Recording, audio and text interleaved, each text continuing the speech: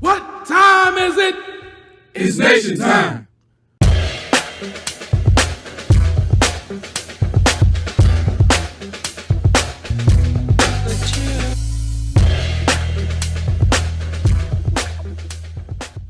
Greetings and welcome to the AfterWords program. My name is Baba Kafense Chike, and I'm honored to be joined by Reverend Naredi, the presenter of this week's sermon, Bet on Black. Welcome to the AfterWords program, Reverend Naredi. How are you? I hope you're having a great holiday season. Well, thank you. I am doing well. My holiday season has been absolutely amazing. How have things been with you? Things are fine. I'm glad to be winding down this year and moving into prospectively a better year. Uh, the scripture from today's sermon comes from the book of Acts, chapter 2, verses 42 through 47. And in the opening of the sermon, or by the mere title of the sermon, you invite us, urge us, or we could say challenge us to bet on Black.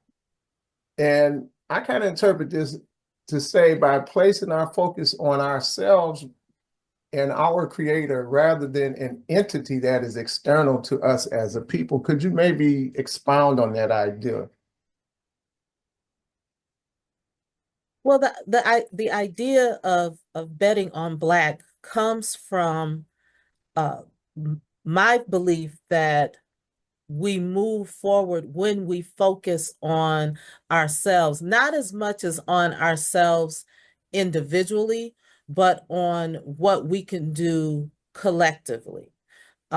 People are naturally risk averse, meaning that people are not prone necessarily to engage in risky behaviors or what they perceive as, putting their necks on the line, if you will. And because of that innate distrust or unwillingness to take risks, we often undercut ourselves as a community. And to a certain degree, we do it individually as well. But the sermon was really about our taking a leap of faith and and taking that risk for Black people. I see. Early in the sermon, you explained that since November, the election on November 5th, the presidential election, that people seem to be consumed with fear at the prospect of the impending, looming 2025 and what it will bring. For me, this resonates with the idea that many of our people have accepted the myth or the declaration of Black inferiority. What remedy would you propose, or what do you suggest, or what do you say to those of us that have more faith in the oppressive system than in ourselves and our creator who has sustained us for millennia? What would you say to them? For those of us who have more faith, we have the faith. We're rooted and we're grounded. And so the call for us is to share that faith and to encourage and support our brothers and sisters who may not be there. And the sermon, it happens that it's being delivered during Kwanzaa, and during the day that we focus on cooperative economics, which presents us daily from a principled standpoint with the opportunity to support and build financial power within our communities. Because when you build financial power, it provides a basis in many ways to leverage political power and to also build social capital. And so for those of us who reject declarations of Black inferiority, those of us who refuse to accept the notion that we are inferior because we are Black, it is our charge to double down and reach out to our brothers and sisters who need that encouragement and who need to see us building and growing, and for us to continually invite them to join us as we build and as we grow. This isn't addition, it's about multiplication. We're not adding, we're multiplying, and we're seeking to grow and build exponentially and to create for ourselves and to rely on ourselves and each other, as opposed to external systems that were designed from the beginning to serve interests that don't necessarily align with our interests. Okay, I just want to ask you if you could briefly, you use the term social capital. What is that? Just briefly, what does that mean?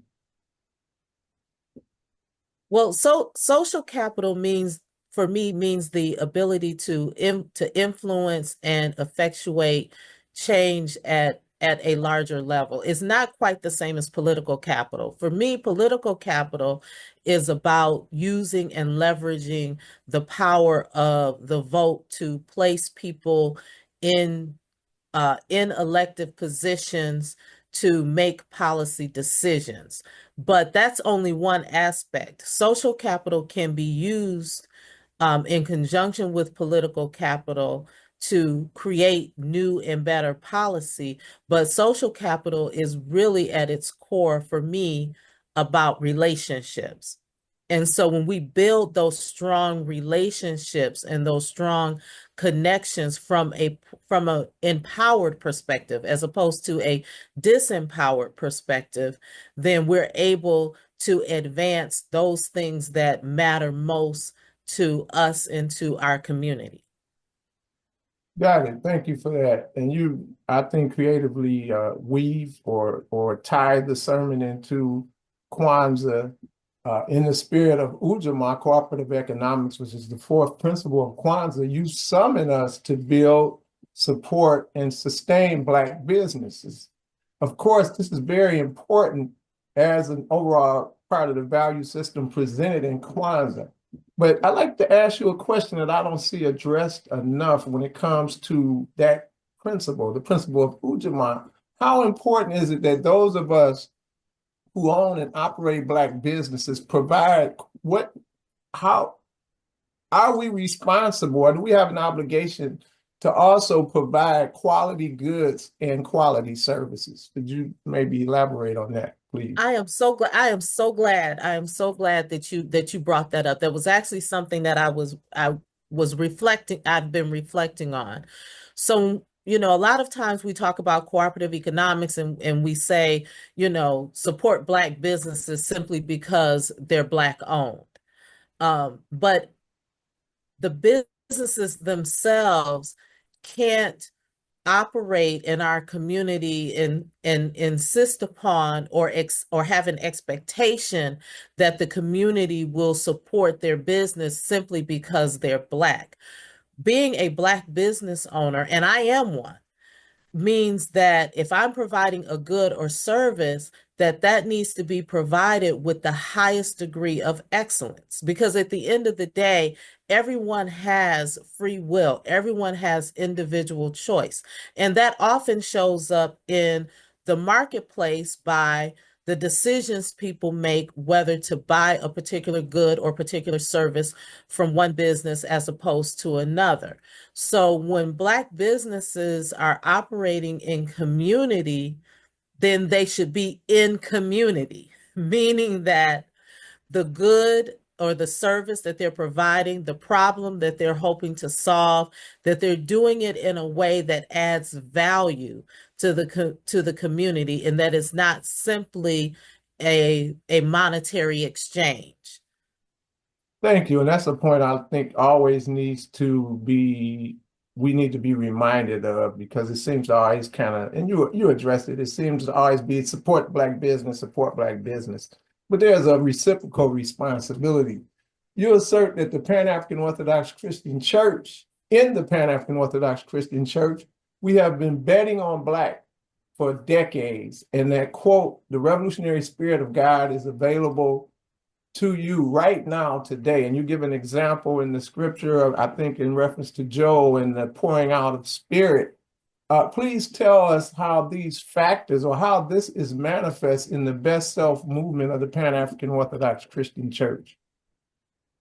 Well, and I know that we're just about out of time, so I'll try to answer it as quickly but as thoroughly as I can.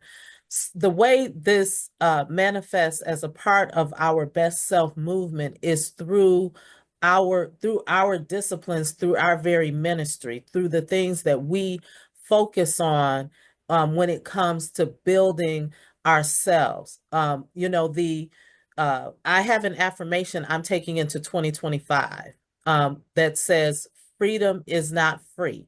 So let the work begin with me. And so as a best self practitioner, once I focus on being my best possible self, and I bring my best possible self to my family and my community, and you bring your best possible self to your family and to our community, then that's where we have that exponential growth. And that's where we multiply. That's where we can really leverage cooperative economics, and where when we bet on Black, we'll be certain to win. Thank you so much for a powerful sermon and an insightful conversation today. And I would ask for closing comments, but I think you capped it off very well. I'd like to thank you again for joining us and thank our viewers and listeners for tuning in, and urge them to continue to join us and tune in for the Billakuta sermons and the engaging conversation that follows every Sunday in the AfterWords discussion. I'd like to close the words of our patron saint, the Honorable Marcus Mosiah Garvey: "Up, you mighty race, and accomplish what you will." What time is it? It's nation time.